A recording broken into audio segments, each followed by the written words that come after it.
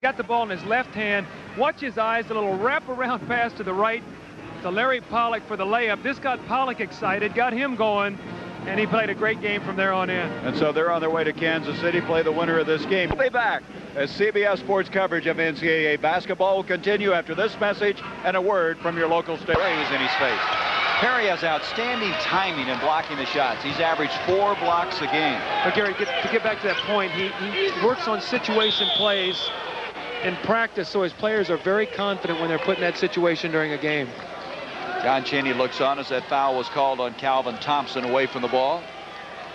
Well, one thing that I notice is when they come down the floor, and I was thinking about that because they kicked it back to Kellogg, and they always kick it to that trailing man when they come down to set up offensively. Why do they do that? Well, they'd like to kick it out there to the trailer and then swing the ball and then try to maybe get a back screen for him coming off for a shot or something in transition, because when a defense is in transition, that's when you can have a chance to attack them most easily. Completely away from the ball. It looked like Thompson, but they call one, but it's more costly for Kansas because Dreiling has to sit down with 4 fouls. Well, what happened when they were running down the floor, Rivas and Dreiling banged into each other, and they both got a little aggressive, so the officials hit them both for the foul. As I say, it hurts Kansas a lot more than it does Temple. Rivas picking up only his 2nd foul.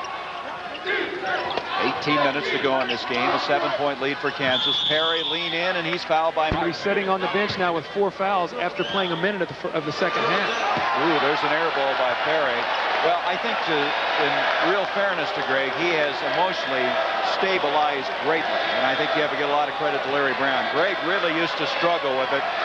Perry, you know, missed 7 of his first 8 free throws in a game against Jacksonville, and now he misses it. And you know what comes from the crowd then? The chant of air ball. And then how does he step up and make the next one? That just tells me he has the capabilities if he concentrates and gets a routine. Yesterday, John Cheney said he does not have a routine. Well, if I'm in the off season, I get me a routine. I get to the foul line. That's something you can work on every day with no one else around and become a good free throw shooter. Good ball movement by Kansas. 17:41 left in the game. Hunter had a notion, broken up by Evans. Temple making a little bit of a comeback now. And that will be off. Right now, when they up-tempo the game, it plays into Kansas' hands because now they get in transition. Also, they're not a great outside shooting team, but they move the ball well enough to get pretty good shots. And Manning's picked up another foul. Danny Manning picking up 2 in a hurry. But to get back to Dreiling again, Doug, you talk about the emotional stability you got to have. A game like this, the worst game in the world for a 7'1" player. It really is, because the problem you have here is you become stagnant when you play against a team like this. Cole saved it.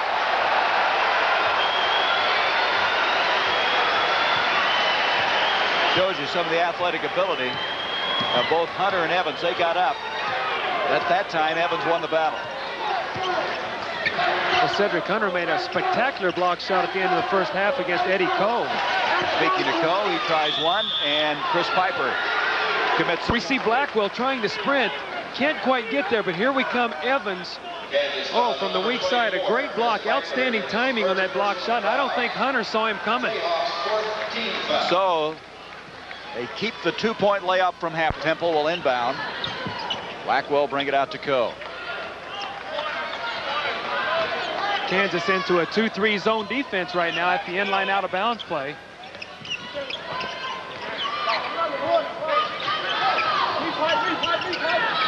.42 left in this game. I tell you, you got to say something for John Cheney. You take these kids out of the Philadelphia area, run and shoot and street it, and he's disciplined enough to play this kind of basketball. He has done a magnificent job. Right now, the shot clock's starting to wind down. Look for Evans or Coe or one of the guards to take the shot. 11 seconds on the shot clock. Manning with a rebound. Want to get down quickly and set up the majority break, but Temple, that floor balance that you've been talking about, was back there just as quickly. I don't know what the stat is, but they have not given... Bresic, the guy we were telling you about, that scored an average of 33 points a game in high school, and Archie Marshall over the back commits a foul. That's his 2nd. I like their versatility. I like the fact that they've got some players who can play different positions to give you a different look. when Dreiling goes out of the ball game, Manning can slip over and play center, gives you a little more quickness. Marshall can come off the bench and give you another shooter. Turgeon has a little experience as a point guard to come in for Hunter. So I like the way that they can be versatile and come in and give you, whether you need it against the zone or man-to-man, they have that kind of flexibility. Good break down the floor, but then Hunter was hung up midair and had to get rid of it. Evans comes up with a steal. Riesick again will load it up, and he hits it. He's a good-looking shooter. Great rotation on that shot. And I can see why John Chaney is very high on him for the future. Now, let's see. What were the things you had to do to get to the Final Four? Good coaching, good free throw shooting, a go-to player, and what was the other one? The ability to play man-to-man defense when you have to shut a team down. Kansas has all of them? I think Kansas has every ingredient. They've got a Danny Manning, a guy you can go to. We've seen him be able to come out and play tough man-to-man defense. They can shoot free throws, and they're absolutely very well coached. 4:53. Blackwell, and going to have a foul. That would be the first fast break points of the game for Temple. Play had nothing to do. He dished off, and the guy flopped. Let the layup go. I just don't like that call because that penalizes a team right there for running a good fast break. So they don't get any fast break points. And now Antonio Campbell is coming in. Piper is coming in. Hunter will leave, as well Calvin Thompson. So Kansas, with their 33rd win of the year now, will get a crack at Scott Skiles and Michigan State. And here the games coming up. Villanova, the defending champions, against Georgia Tech. Bradley, they really were impressive against UTEP, meeting Louisville. Louisville, a team that when you get down to tournament time. Second game. 60-41. Kansas will return to a place that's kind of their second home, Kemper Arena in Kansas City, where they played a preseason tournament and the Big 8 tournament this year. So it's kind of a home away from home for them. They'll be tough there. Darren Pearsall, 11, brings the ball down on the rebound. Here is Pearsall, and rejected. A foul. Here comes Berry. 3-on-1 break. Campbell will pull it out, and he'll come up with it. And that will go off of has posted 79 wins. This will be his 80th. He's the Big 8 Coach of the Year. Another miss. Piper brings it down. Yes, it's ending. No, it isn't yet. Blackwell committing the foul. But playing out of Philadelphia and playing against the St. Joe's and the Villanovas, they have a lot of pride in this program. Kansas has to be encouraged that Ron Kellogg returned today and looked good. So he seems to be back in the flow of things. The Jayhawks advance. They will move to Kansas City. Stockton described the last play. 2 seconds, 1 second, and the game is going to... Oh, he tied it! Wilson!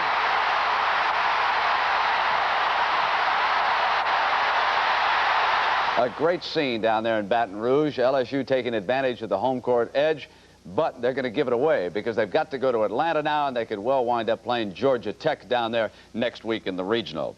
Duke. Wilson. Keep in mind that Dwight Wilbur has an injured right knee, is doubtful. Harold Jensen misses. Villanova's been cold. They've had some open shots. Price going the length of the court and will go to the line to shoot 2. Jensen reaching in. Jensen really wanted that jumper from the corner, and everybody, I'm sure, remembers him from the NCAA last year. Jensen fouled his first. Well, you can't call them a sleeper, but a team that could emerge. But I think North Carolina may be a formidable opponent. That West has got some teams moving on. St. John's is still lurking out there. Villanova shooting 1 for 5 so far. Burrell staying off West, letting him put it up. Jensen out of bounds, still building shots. Bobby Cremins just told his team, watch for the lob inside. Well, Presley's on there with Hammonds. Hammonds usually takes the toughest scorer in the front line. Jensen coming off the screen, hits a long jumper. Excellent screen by Presley. Right knee, Dwight Wilbur, the senior guard from Patterson, New Jersey. And of course, Kenny Wilson has come in and played so well, but the loss of Wilbur means what to Villanova? Well, first of all, he's a senior, and he's a guy with a lot of experience. But he's been snake-bit in the NCAA tournament. Last year, he was 9 for 32 in the NCAA tournament, only shot 28%, 2-point per game average, not like him at all. And you remember, Jensen used to come off the bench in a hurry for him, and Jensen was so hot.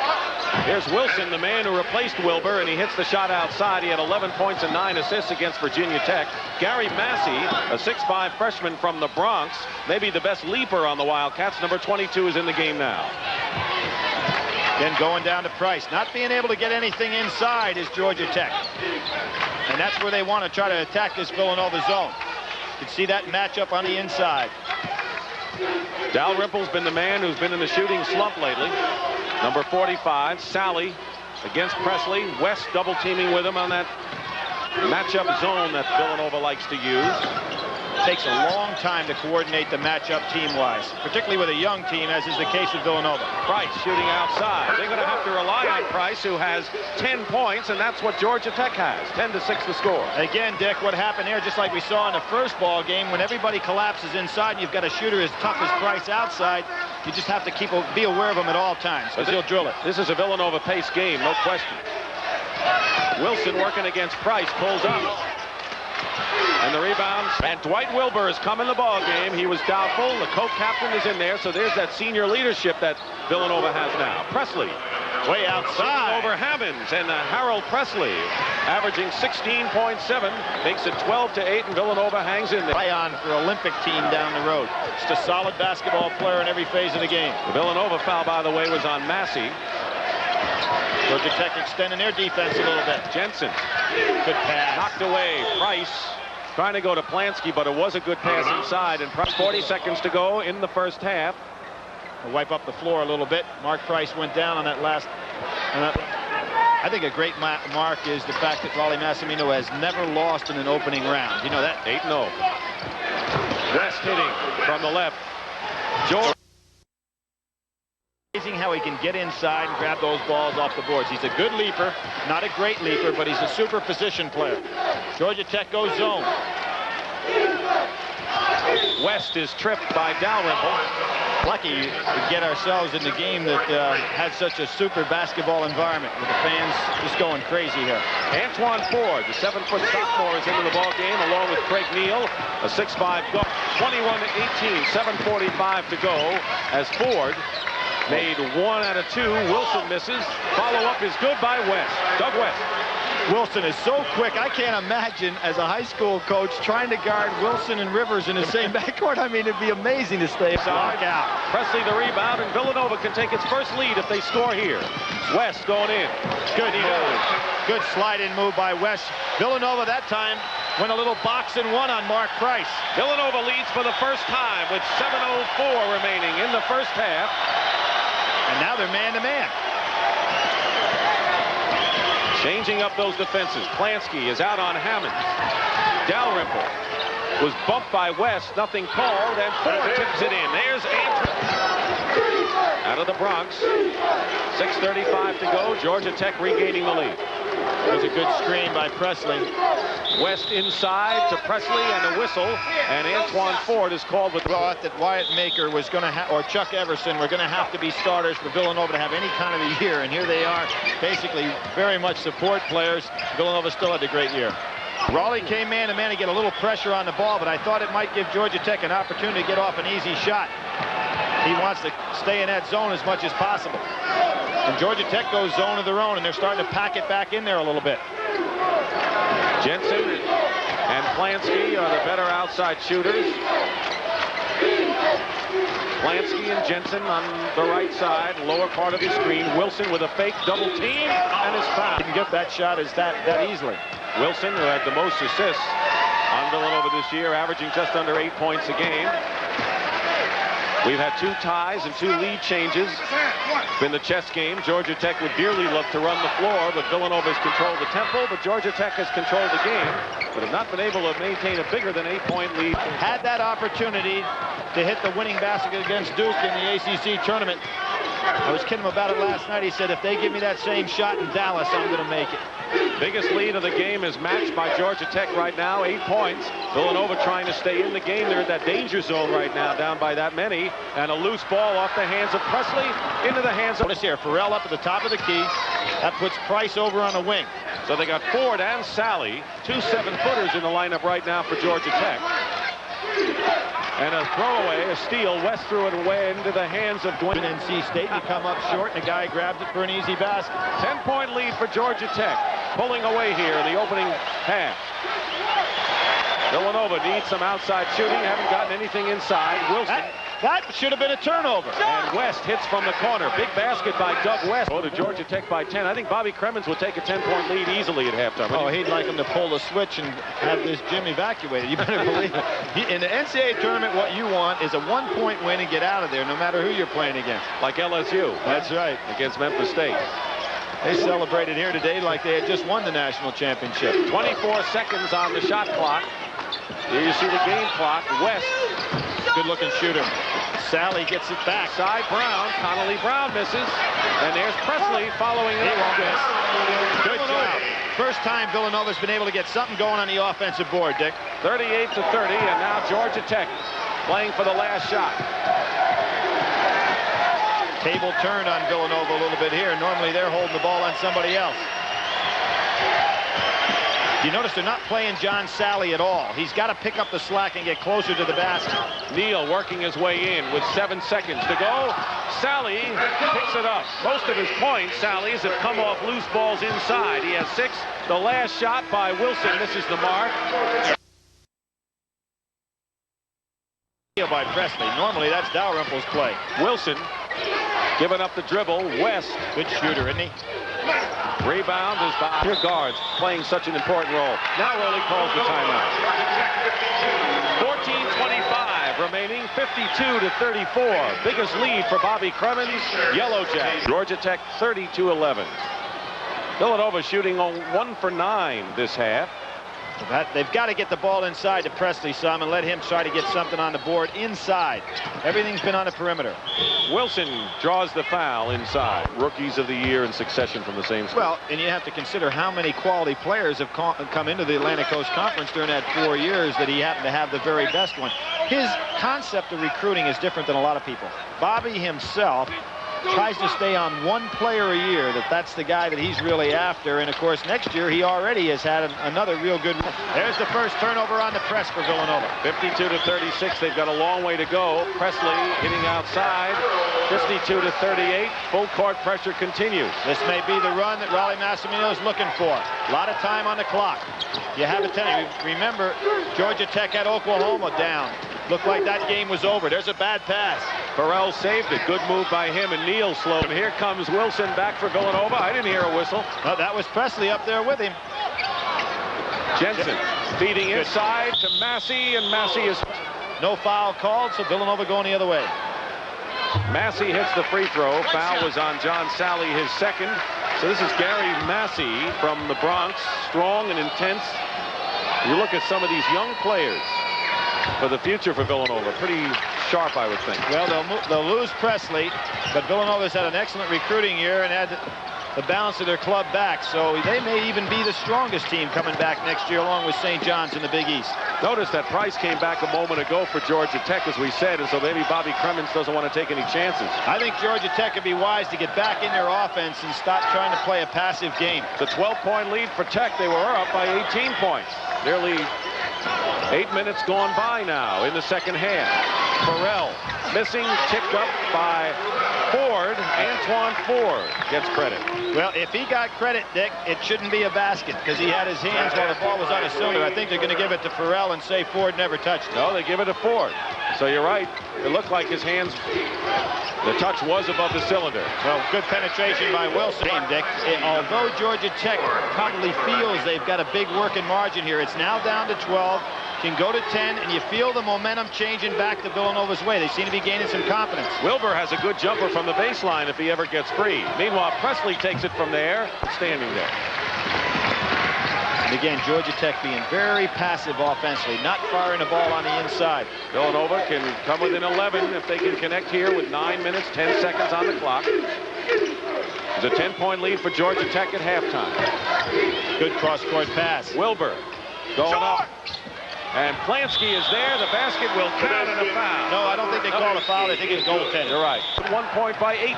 See the smile on Rollie Massimino. He's been able to work this game back.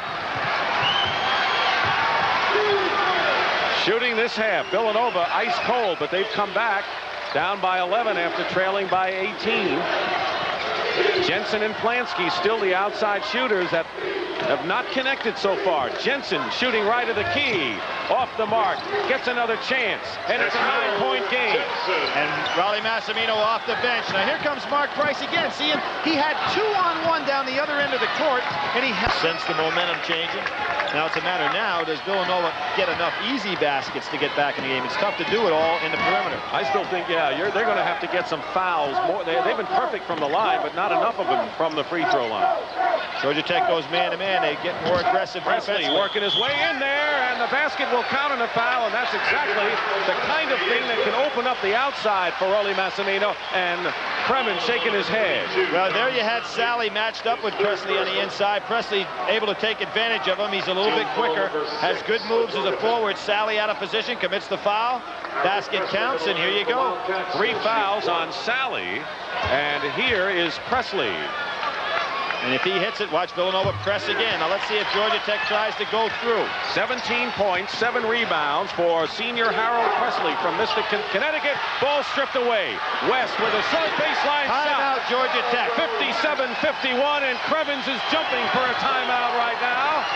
Sally is in the backcourt. Tech will have to bring it across. It may not be that easy.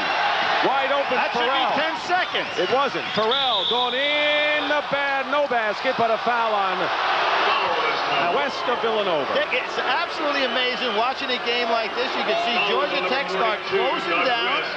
They've got to go over the top of that press. Raleigh Massimino guys realize that. They had 5 men on one side of half court. Georgia Tech not 6:49 remaining in the second half.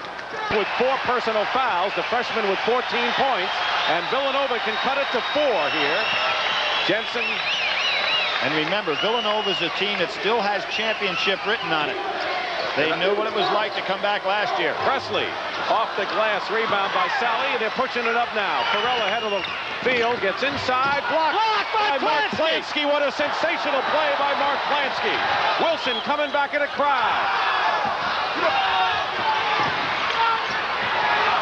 And Mark Price dives and gets the ball. Presley stays with him, throws it away into the hands of Plansky. Oh, and Price goes down hard on the end of the court. Helter-skelter basketball, but Villanova still trails by 6, and they have the ball. Terrell hurt his arm, but this is the way that Georgia Tech should have been playing 10 minutes ago. Get it going up and down the court. You can run a team off the court that way. Villanova still with a chance to get it down to 6. West wide open. He deals. Great play by Harold Presley, who had, as we told you, 81 blocked shots during the regular year. Down to 4 minutes, 45 seconds. And it's a 6-point Georgia Tech lead. Presley, West. He hits it. 57-53, and the Villanova fans who have come from Philadelphia down to the Bayou Country have seen the Wildcats, the defending champions, come within 4. And you see again Georgia Tech playing a very passive game. They can't buy a basket. Price gets his own rebound. You know who's tightening up here, don't you? I mean, Villanova's got the feeling they can come back. That's a good point, Billy. They have won the championship with 6 tough games against tough opponents last year. They're used to this. You see, and there's a lot of time with a 45-second shot clock. You can't delay the game like this. Georgia Tech has continued that lead except for one moment. 22-21 was Villanova's only lead in this game. 17 on the shot clock. Sally, he's really been no use offensively except on second chance points. Might have been a walk. It was. Chance to get it to 2. As you can see, the Georgia Tech players are just tightening up. They had this game buried away. Well, people have said, Bobby Kremen's on his feet. People have said the big loss to Georgetown made this team. They had a lot more to prove. 18 turnovers in the game.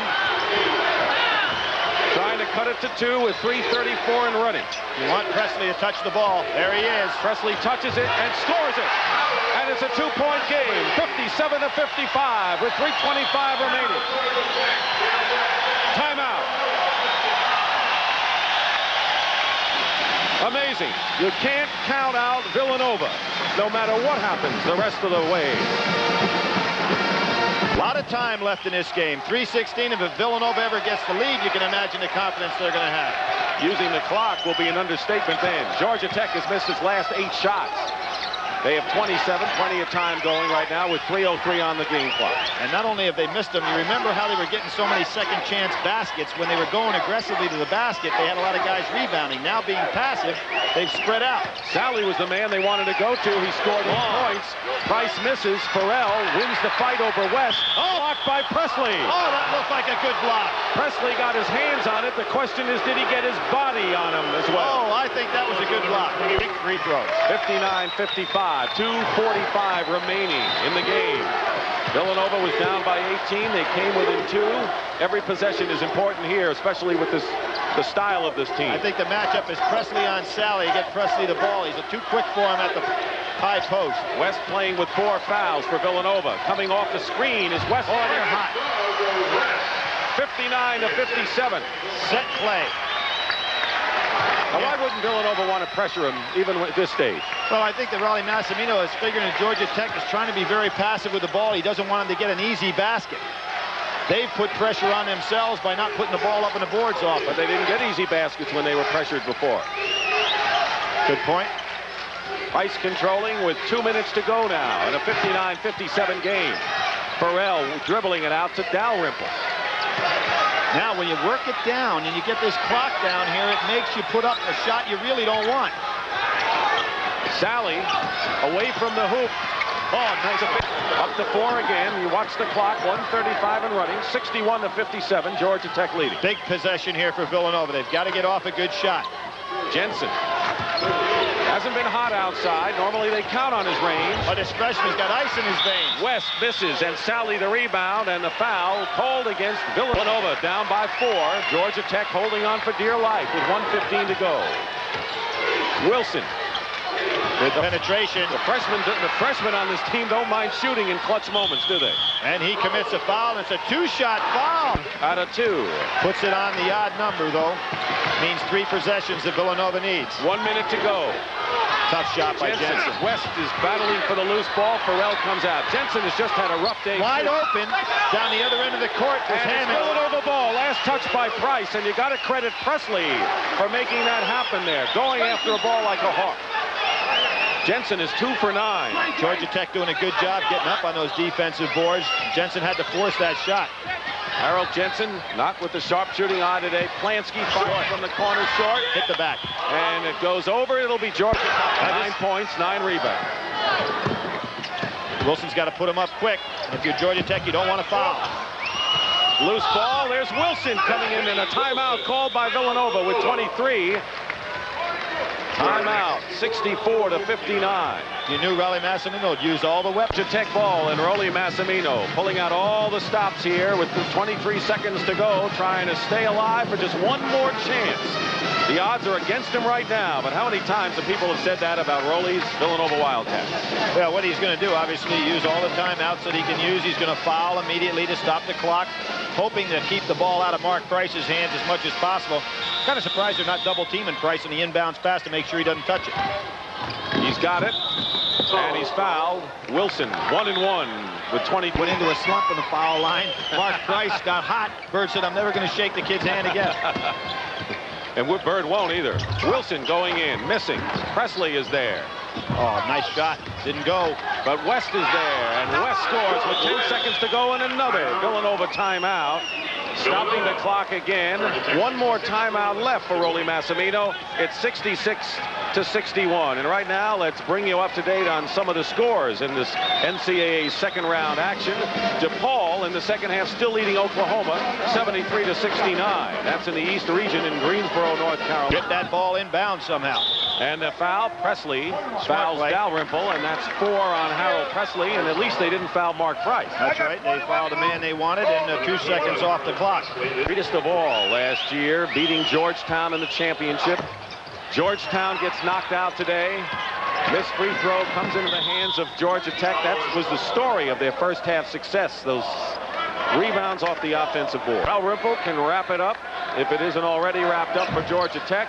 Presley the rebound. Not enough time to go. Steal by Price. And the buzzer sounds. The game is over. And the defending national champions, the Villanova Wildcats, who were not expected to get near to Baton Rouge, have lost to Bobby Cremins, Georgia Tech Yellow Jack, 66-61, and that's how Villanova feels. They got a lot to be thankful for. Georgia Tech will move on and play LSU in Atlanta on Thursday night. Right now, let's go to New York and Brent Musburger. All right, Dick, thank you. So 3 of last year's Final Four knocked out on this day, including, of course, the defending champion Villanova, Harold Presley, and for Georgia Tech, it was Dwayne Farrell. Those were Chevrolet MVPs from Bradley and Louisville, Hersey Hawkins for Bradley, and, of course, you could see Milt Wagner. Now, speaking